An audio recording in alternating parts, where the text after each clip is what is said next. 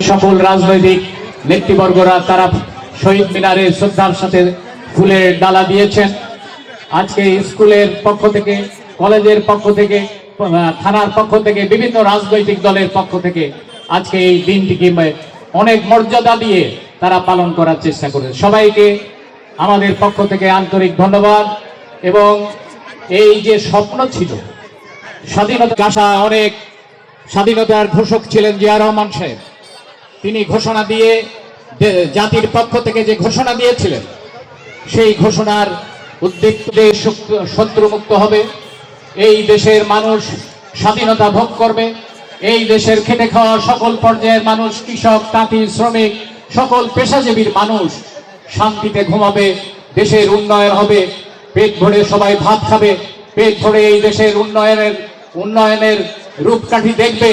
সবকিছুই একটা বড় স্বপ্ন ছিল, এই স্বাধীনতার যুদ্ধের যে স্বপ্ন, সেই স্বপ্নের অনেক ব্যাঘাত হয়েছে। বিগত দিনের অনেক রকম দুর্ঘটনার মধ্য দিয়ে দেশ পরিচালিত হয়েছে। স্বাধীনতার যে অর্জন, স্বাধীনতার যে সাফল্য, চূড়ান্ত সাফল্য কিন্তু আমরা এখন পর্যন্ত দেখতে পাই নাই।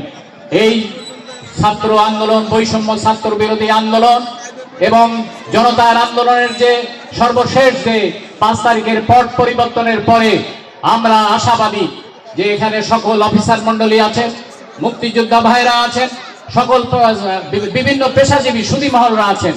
আসেন আমরা নতুন করে শপথ নিয়ে এই বাংলাদেশকে, আমরা স্বপ্নের বাংলাদেশ, আগামী দিনের স্বয়ং সম্পূর্ণ বাংলাদেশ আমরা সেইভাবে গড়ে তোলার সবাই আমরা শপথ নিই।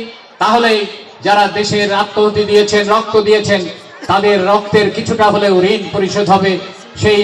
এই মহান বিজয় দিবসের সাফল্য কামনা করে আমার বক্তব্য শেষ করছি। আল্লাহ হাফেজ। বাংলাদেশ জিন্দাবাদ।